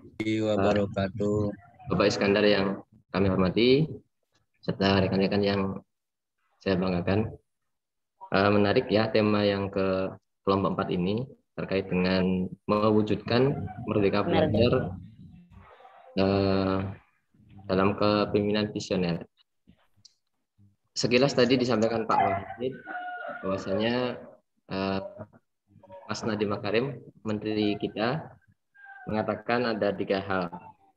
Bahwasanya merdeka belajar itu kurikulum dikembalikan ke satuan pendidikan ataupun madrasah. Yang kedua, diupayakan guru tidak terbebani dengan perangkat dan lain-lain. Kemudian yang ketiga, guru juga dituntut untuk inovatif dan kreatif gitu ya. Itu kalau tidak salah tahun yang lalu ya, tahun pelajaran 2020-2021. Untuk tahun ini mungkin Bapak Ibu yang terjun langsung di pendidikan, ada beberapa yang sekolahnya itu ada istilah sekolah pusat keunggulan. Kalau di SMK, SMA itu ada sekolah pusat keunggulan, itu Center of Excellence gitu. Nah, di program pusat keunggulan ini ternyata kondisinya berbeda dengan yang disampaikan Pak Wahid seperti yang tahun lalu Pak Nadiem sampaikan. Dulu kita bisa menyusun RPP 1 lembar gitu kan. Nah, tahun ini ternyata RPP-nya kayaknya 10 halaman belum cukup itu. Nah, jadi terkait dengan merdeka belajar, kalau guru masih harus membuat perangkat sebanyak itu, dan ada beberapa link-link ataupun aplikasi-aplikasi yang saat ini memang dituntut setiap guru dan sekolah itu mengikuti aplikasi yang ditetapkan oleh pemerintah, dalam hal ini kementerian. Maka tentunya seorang pemimpin di sekolah atau madrasah itu harus banyak membuat beberapa langkah inovasi yang lebih cepat gitu. Nah, ada beberapa mungkin kiat-kiat ataupun tips ataupun kriteria apa ya yang mungkin perlu disiapkan oleh pemimpin yang visioner agar merdeka belajar itu sungguh-sungguh terwujud. Kalau di tempat kami mayoritas Jawa, Pak. Jadi merdeka belajar itu definisinya adalah belajar karepmu, orang belajar juga karepmu gitu kan. Ini konteks guyonannya ya. Nah, ditambah lagi pandemi sehingga ya benar-benar merdeka belajarnya gitu. Jadi mungkin ini Pak pertanyaan dari saya. Terima kasih. Assalamualaikum warahmatullahi wabarakatuh. Waalaikumsalam warahmatullahi wabarakatuh. Ya, terima kasih Pak Ahmad Pratikno. Ya, ada yang mau menambahkan lagi? Atau kita lanjut pertanyaannya? Nah, baik. Ini tadi pertanyaan kok. Oh? Pak Pratikno tadi Ya, pertanyaan. ini pertanyaan Pak. Pertanyaan. Oh, maaf Bu. Oh ya, baik. Pertanyaan Pak Ahmad Pratikno. Pak Wahid. Pak Wahid ya? Siap. Oke, Pak. Pertanyaan bagian ujung tadi kayaknya nggak dengar. Ngelamun. Ini terlalu panjang, jadi dibawa arah. Jadi gini, kalau Pak Ismet tadi bilang kadang visi itu tidak sesuai dengan keadaan. Ini karena cepatnya peraturan kita belum ratifikasi peraturan, ada aturan baru, ya kan? Kemarin belum sempat kita buat RPP 1 lembar, lah sudah ada RPP 15 lembar. Nah, buat saya begini, bagaimana kepala sekolah atau kerangka di sini adalah pemangku kebijakan di madrasah, di yayasan, atau bahkan bisa sampai ke dinas pendidikan tertentu lah, apa KPD dan seterusnya, atau kepala dinas. Yang jelas ada kekuatan memaksa sih ketika mereka itu membuat aturan di sekolah negeri. Ketika di sekolah negeri memang ada kekuatan memaksa bahwa di lembaga ini harus melaksanakan ini. Tapi kan tetap ada poin. Saya kalau memahami gini, misal beberapa guru, misalnya guru Quran hadis. Guru Quran hadis itu mengajar materi ya seperti itu. Tapi ada aturannya bahwa materi itu utuh sebenarnya bisa dicari di mana saja. Tapi ada KIKD yang itu sudah diterbitkan pada keputusan Menteri Agama nomor 183/184. Nah, itu saja yang menjadi kerangka. Nah, bagaimana membuatkan RPP yang perlu kita pahami secara bersama bahwa RPP itu cuma terdiri dari 3. Bagaimana melakukan pembukaan, bagaimana isi pembelajaran, bagaimana melakukan evaluasi. Sudah, adapun mau dibuat banyak hal. Nah, ini saya belum terima, yang RPP 15 lembar ini saya belum terima. Misalnya mau dibuat banyak, boleh. Berarti isinya, materinya semuanya ada di dalam RPP itu. Tapi menurut saya ketika saya kemarin melakukan pembelajaran daring, saya hanya membuat RPP misalnya opening, pembukaan, salam, dan salam sehat. Isi pembelajarannya adalah perintah untuk membaca halaman, perintah untuk membaca Quran surah, misalnya begitu. Perintah untuk membuka link video, seperti itu. Nah, hari ini ketika kita sudah luring, ketika sudah tatap muka, ya bagaimana kita menyesuaikan itu? Lebih variatif tentunya. Misalnya kita memberikan proyek kepada siswa-siswa kita, misalnya kalau pembelajarannya adalah materinya SKI, untuk guru-guru SKI. Ya bagaimana kita, kebetulan saya wakil kurikulum, bagaimana melakukan problem based learning. Nah, hari ini kesejarahan kita banyak yang digeser-geser. Bukan digeser-geser, banyak penemuan-penemuan baru dalam kesejarahan. Tentu itu perlu diupdate. Nah, guru sejarah juga harus update soal itu. Itu bisa kita temukan di mana? Di Instagram. Bisa ketemukan di mana? Di Facebook. Nah, bagaimana kerangkanya sebagai pemimpin yang visioner memberikan keleluasaan sepenuhnya dan mendukung sepenuhnya kepada tenaga ajar, kepada perangkat yang ada di bawahnya untuk melakukan pengembangan. Memberikan aturan yang luas dalam lingkaran, tapi tidak memberikan peraturan yang kaku. Nah, lagi misalnya, lalu bagaimana ketika kita mendapatkan teguran, kok ini RPP-nya begini? Itu tugas kepala sekolah atau tugas wakil kurikulum misalnya. Kurikulum itu komponennya cuma 3 hal tadi. Ketika 3 hal tadi sudah ada, tidak perlu ada perdebatan. Nah, kerangkanya mau kerangkanya saintifik atau yang apa? Misalnya kayak gitu. Nah, Itu saja yang dapat saya sampaikan. Jadi fleksibel, kerangkanya yang meluas. Seorang pemimpin yang visioner itu kerangkanya yang meluas, tapi tetap dengan tahap-tahap. Nah, seperti itu. Kembali kepada moderator. Ya, makasih Pak Wahid. Bapak yang lain, Pak Ian atau Ibu Yulilia, ada yang mau menambahkan jawaban dari Pak Wahid atau ibu-ibu yang lain? Baik. Iya. Mbak Siti Mama. Iya, Bu.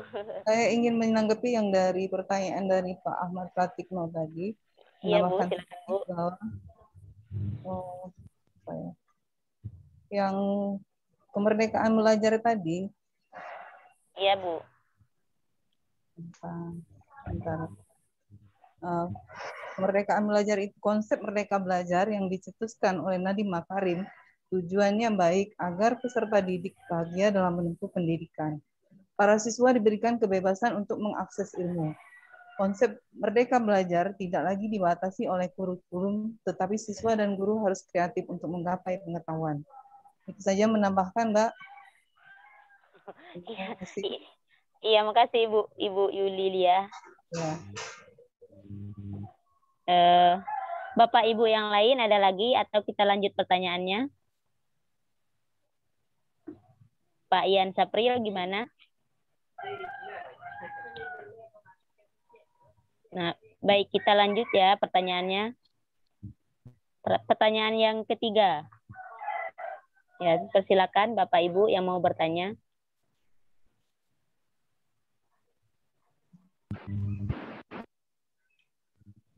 Ya, Pak Pandri, silakan Pak. Assalamualaikum warahmatullahi wabarakatuh. Waalaikumsalam warahmatullahi wabarakatuh. Dan yang saya hormati ada moderator dan semuanya. Tadi tentang merdeka belajar. Setelah kita dilanda oleh pandemi, maka belajar kita laksanakan secara daring. Kemudian setelah diterapkan daring itu, ini banyak dari wali mengeluh karena paket yang digunakan misalnya hanya 5.000, ya minta 10 ya 25.000, kemudian digunakan untuk game online. Nah, dalam hal ini kami mengalami kendala bagaimana cara memanage atau mengatasi daripada ketidakpuasan daripada wali terhadap program madrasah. Mungkin pertanyaan dari saya, minta penjelasannya. Assalamualaikum warahmatullahi wabarakatuh. Waalaikumsalam warahmatullahi wabarakatuh. Ya, makasih Pak Pandri. Pertanyaannya bagaimana cara mengatasi ketidakpuasan wali terhadap madrasah apa tadi? Ada metode pembelajaran madrasah. Iya, terhadap pelajaran madrasah. Ya. Terima kasih Pak. Silakan Pak. Pak Ian Sapril. Opis.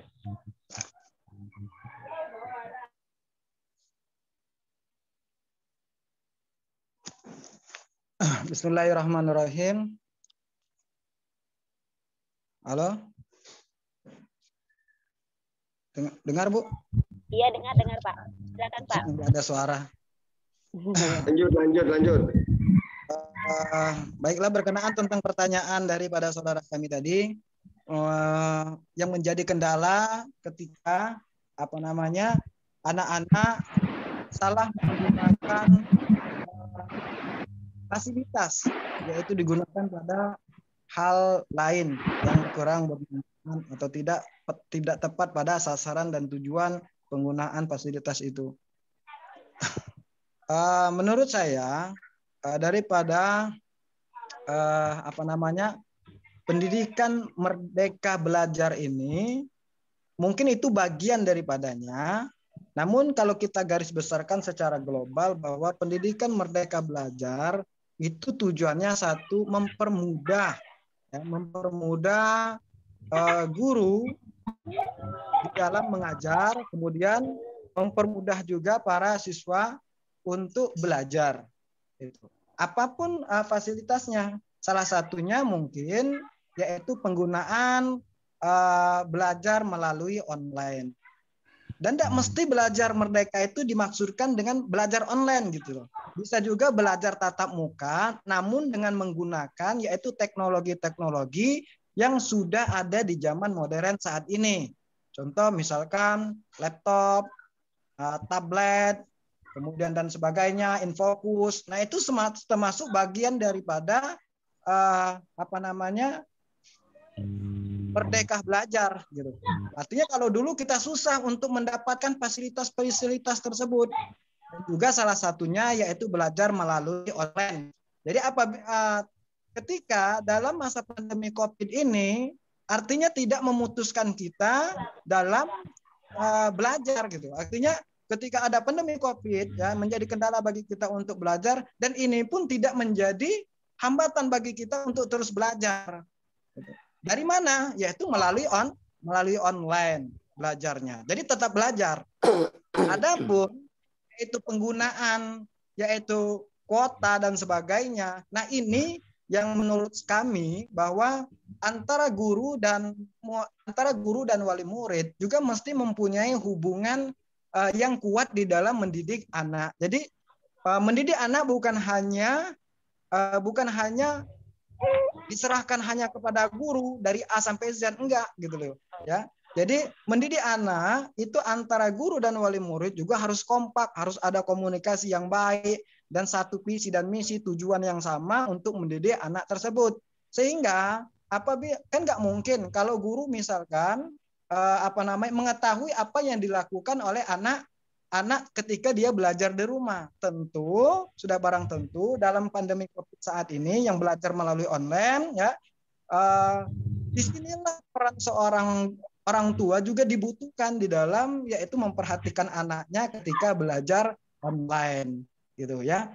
Entah salah guna, entah mungkin guru menerangkan dia tadi nyanyi-nyanyi dan sebagainya, mungkin main game dan sebagainya. Nah, seperti itu. Jadi menurut saya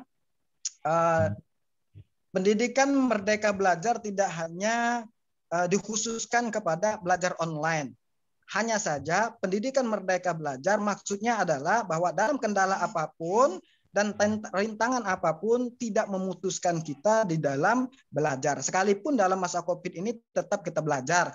Nah, bagaimana fasilitasnya? Yaitu melalui online. Entah nanti kalau seandainya sudah hilang masa Covid nanti, ya kita belajar tatap muka kembali. Gitu menurut saya tujuan daripada merdeka belajar. Gitu. Terima kasih. Mungkin itu yang dapat saya jawab. Mohon maaf kalau ada yang salah dan mohon diluruskan. Terima kasih. Ya Pak, terima kasih Pak. Bu Ya, Siti Hamamah. Ya, Pak Ismet. Izin Bu ya. Ya, Ya, menyikapi daripada pertanyaan sebenarnya inti itu azan di mana itu? Yang Pak Kuat ya tadi. Ya. Jadi diulangi lagi ya.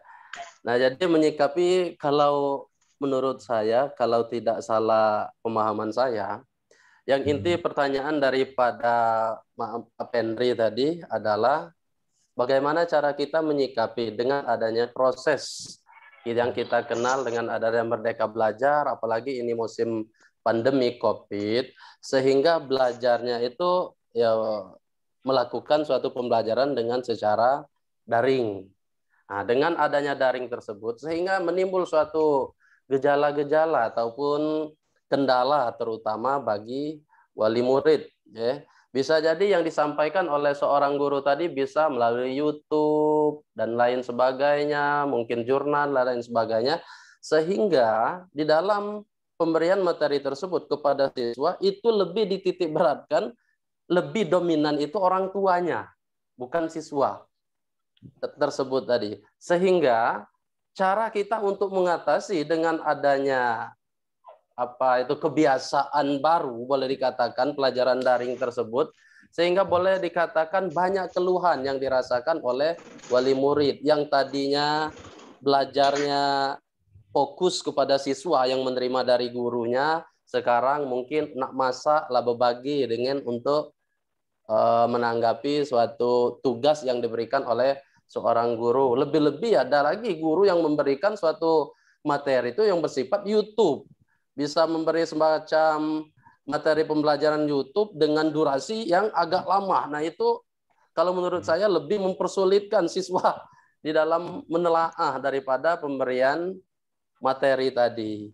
Nah jadi intinya bagaimana solusi kita untuk mengatasi dengan adanya, boleh dikatakan merdeka belajar itu, diberikan suatu kebebasan bagi kita selaku pendidik untuk melakukan, mengembangkan suatu pembelajaran itu, sehingga belajar itu efektif, sesuai dengan yang diharapkan. Nah itu Pak maksudnya. Terima kasih. Ya baik Pak, terima kasih Pak Ismet. Ya, gimana nih, sudah sholat asar lanjut atau sudah nih? Pak Kuat lanjut ya? Atau sudah? Silakan dilanjut Ibu. Sekiranya kalau memang sudah cukup ya silakan ditutup. Nanti kita Boleh tanya, Ibu? Oh iya Ibu Juni. Iya. Saya Assalamualaikum warahmatullahi wabarakatuh. Mohon izin bertanya. Iya silakan Ibu. Iya, berkaitan dengan konsep merdeka belajar ya. Dan ini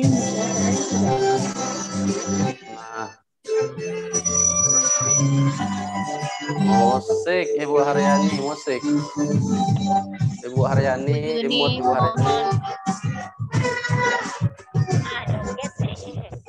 Haryani. Ibu Haryani kayaknya tuh Bu. Mohon dikondisikan.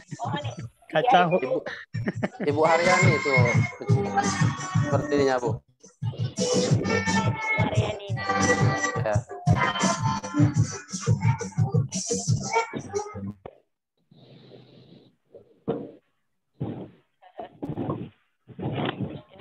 Azan malah dangdut. Tapi ini lu kan? Ya. Ya, lanjut Ibu Juni. Iya. Iya Ibu lanjut. Berkaitan dengan merdeka belajar ya, tentu menurut saya juga ini berkaitan dengan badan asesmen juga. Nah ini ketika kita berhadapan dengan badan asesmen, tentu badan asesmen kan juga menilai itu dengan perfect, terus dengan instrumen yang sesuai yang sudah distandarkan oleh badan instrumen. Sementara kita sebagai pendidik sekarang ini karena dituntut untuk merdeka belajar, kurikulum kita buat seefektif mungkin, namun bisa mengembangkan jati diri anak, karakter anak, dan juga potensial anak. Nah, ini bagaimana menghadapi antara perangkat pembelajaran yang dituntut oleh badan asesmen ini dengan lengkap, sementara kita juga dituntut dengan konsep merdeka belajar yang harus diberikan oleh anak. Nah ini menurut saya perangkatnya ini bertentangan ya, ketika badan asesmen memerlukan standar yang sangat lengkap, sedangkan kita ingin memberikan merdeka belajar kepada anak sebagai pendidik, ya perangkatnya yang efektif, namun hasilnya jauh lebih luar biasa untuk output kepada anak. Terima kasih Bun. Iya, sama-sama. Baik. Iya, terima kasih Ibu Yuni. Silakan langsung Pak Wahid. Ya. Pak Ian kayaknya pergi tadi. Saya lebih setuju dengan kebutuhan siswa. Lembaga asesmen itu saya yakin kita semua pernah menghadapi lembaga asesmen. Badan akreditasi nasional itu kita pernah yakin bareng-bareng kita pernah melakukan akreditasi di madrasah di sekolahnya masing-masing, dan kita juga bisa menjelaskan Nah, yang sering muncul adalah tukang asesmen atau petugas asesmen itu membutuhkan beberapa poin. Kalau dulu ada 8 standar. Ada 8 standar. Ada beberapa standar ya. Ada beberapa standar yang kemudian yang belakangan ini juga dikecilkan standarnya. Saya kemarin dengar dari teman-teman yang di MI itu asesmennya juga dipersempit. Jadi 4 standar tinggal Pak. Nah, jadi 4 standar kalau nggak salah yang belakangan ini. Nah, saya pikir yang menjadi acuan kita adalah siswa. Karena yang kita fasilitasi siswa, bukan badan asesmen. Maka ketika dilema sebagai pimpinan harus menitik beratkan membela dan memfasilitasi siswa dengan baik. Itu yang terpenting buat saya. Nah, ini nyambung dari pertanyaan sebelumnya. Ketika siswa itu banyak curi-curi, banyak beli paket lagi, beli pulsa lagi, belajar juga enggak maksimal. Saya pikir gini, kita disadari atau tidak, sentra pendidikan itu ada 3. Ada madrasah, ada sekolah atau madrasah, ada lingkungan keluarga, dan ada masyarakat. Kalau 3 hal itu tidak bekerja sama dengan baik, saya yakin tujuan dari pembelajaran juga tidak akan berhasil.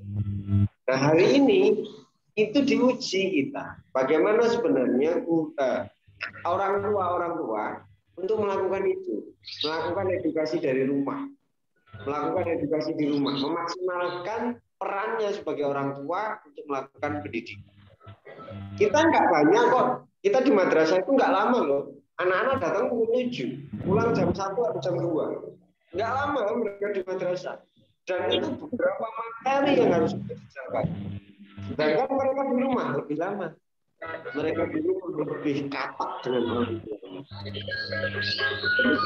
Itu yang bisa saya tambahkan dan berkenaan dengan mana yang akan dibela dan mana yang harus dititik beratkan antara badan asesmen dengan siswa. Saya lebih cenderung menitik beratkan siswa.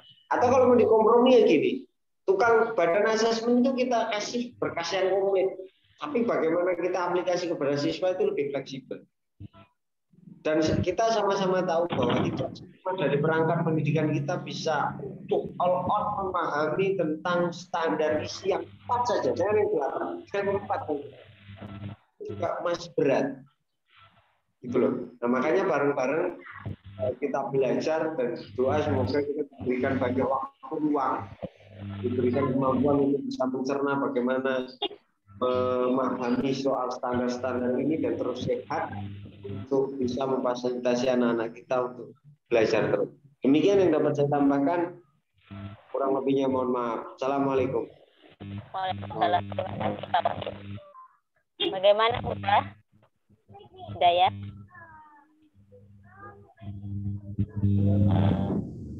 Gimana kita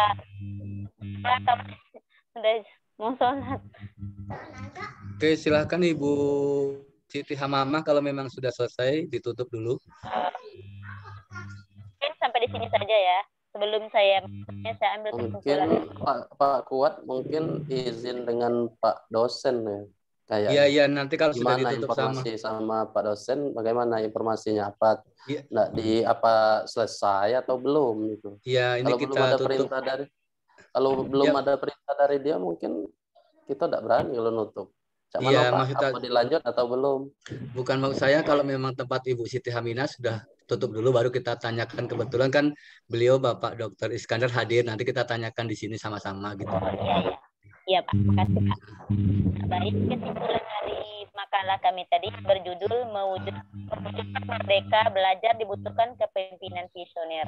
Nah di sini yang dimaksud kepemimpinan visioner adalah kemampuan pemimpin dalam mencipta, merumuskan, mengkomunikasikan atau mensosialisasikan dan mengimplementasikan pemikiran-pemikiran ideal yang berasal dari dirinya atau sebagai hasil interaksi sosial di antara anggota organisasi dan stockholder yang diyakini sebagai cita-cita harus atau diwujudkan melalui komitmen semua personil. Baiklah, inilah peserta saya dari kelompok 4. Kurang lebihnya saya sebagai moderator mohon maaf. Saya akhiri, wabillahi taufiq warahmatullahi wabarakatuh. Waalaikumsalam warahmatullahi wabarakatuh. Terima kasih kami sampaikan kepada Ibu Siti Hamamah, mewakili daripada kelompok 4 dan juga kepada kelompok 3 dan juga kelompok 2 dan juga 1 dari kelas H yang sudah menyampaikan materi pemaparannya, karena alhamdulillah sudah selesai semua dari kelas kita yang kelas H ya. Nah, selanjutnya waktu kami serahkan kepada beliau Bapak Dr. Iskandar untuk menanggapi daripada hasil diskusi kami pada kesempatan sore hari ini. Kami persilakan Bapak. Terima kasih Bapak Ibu. Kalau sudah begini rasanya sulit untuk berpikir ya, tapi saya senang itu mengikuti dari tadi pagi sampai sore hari ini. Bentar lagi kita mau sholat zuhur ya, sholat asar. Mudah-mudahan nanti jadi manfaat. Saya kira makalah pertama, makalah kedua sampai ketiga dan keempat ini sesuai dengan apa yang kita harapkan dalam mata kuliah kepemimpinan dan perilaku organisasi. Kita kapan lagi pertemuannya ya? Saya minta gini aja, kita ini kan efektif, efisien ya. Jadi 3 kelas ini yang di bawah saya gabung aja. Jadi nanti dicek berapa pertemuannya, nanti gabung, nanti disepakati. Kelas H dengan L ya. Iya Pak. Ya, sepakat itu. Mudah-mudahan nanti saya minta teman-teman, bapak-bapak, ibu-ibu disepakati sehingga nanti kita kan daring terus kan. Ya Pak. Itu aja mungkin Pak Kuat, Pak bapak-bapak sekalian. Nanti makalah yang sudah dikirim via email saya ya. Siapa? Biar disimpan di email saya, termasuk kehadiran juga dimasukkan di email saya. Jadi siapa? Ya. Nanti kalau di email itu kan itu arsip yang berpuluh-puluh tahun itu. Saya tidak perlu lagi membeli lemari arsip. Di email aja udah tersimpan itu semuanya kan. Itu hebat. Iya Pak. Nah, saya tadi banyak yang terkendala ini ya. Terkendala sinyal ya. Saya kira memang situasinya hujan. Saya sebenarnya enggak mau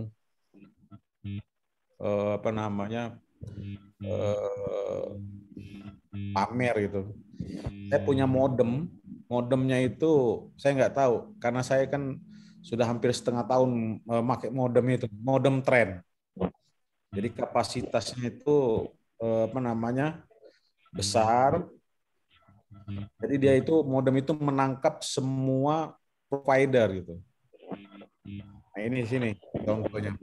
Saya pakai ini kemana-mana saya pakai ini. Jadi, tidak perlu lagi saya beli kuota. Modem tren ini. Jadi kemana-mana saya bisa pakai. Sinyalnya stabil. Kalau umpama di situ di tempatnya Pak Kuat umpama sinyalnya XL, modem ini bisa menangkap XL lebih kuat. Kalau Telkomsel Pak, tempat kami adanya cuma Telkomsel di sini. Iya, kalau Telkomsel nanti dia mengambil sinyal Telkomsel. Dia menangkap sinyal ini. Menangkap sinyal. Jadi itu aja mungkin ini bagian dari supaya kita nggak terhambat. Bapak Ibu, saudara sekalian, kapan lagi kita daring? Ibu Suharti Kak yang bawa itu jadwal. Ya, yang pertemuan kita selanjutnya kapan lagi? Ibu Zurike gimana? Nanti kan HIL ya? Iya Pak. Iya. Ya. Gini Pak, nanti kita konfirmasi lagi ya, karena kemarin di kelas I itu di hari Jumat di minggu ke depan itu ada MK-nya Pak Ali.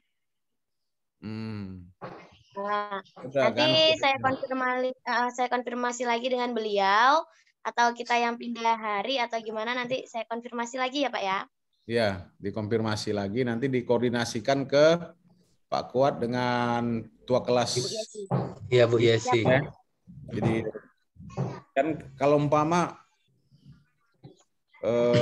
mahasiswanya kan kalau 20, kalau rame-rame kan enak. Jadi teman-teman Bapak Ibu itu juga bisa manage waktu. Ada yang tinggal di Lampung mau ke kampus besok, ada nggak?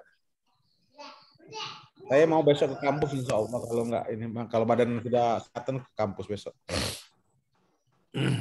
Saya kira itu aja ya. Hari Minggu yang kegiatan itu Pak, yang seminar atau gimana? Ya kegiatan seminar gini. Kan hari Minggu di kampus ada kegiatan seminar tadi. Iya.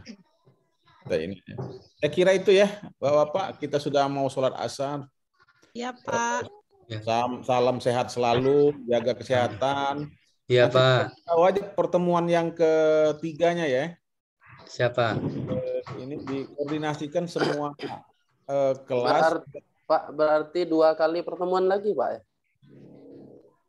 Itu berapa biasanya? Saya nggak ngerti sistem yang sekarang ini kan. Kalau untuk materi ya Pak, materi yang dibagi Pak kan 12 materi Pak ya. Nah, untuk satu kelompok itu inilah sudah ambil kelompok 4 kelompok kan. Nah, 1 hari 4 kelompok berarti tinggal 2 kelompok lagi kan 8 kelompok, berarti kan cukup 12 kelompok. Iya, untuk menghabisi materi ini. Pertemuan lagi. Iya Pak.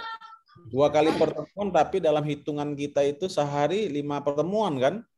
Iya. Ya, satu hari ini kan kita 5 kali pertemuan Pak. Iya. Udah benar. Ini Pak, untuk UTS kita gimana?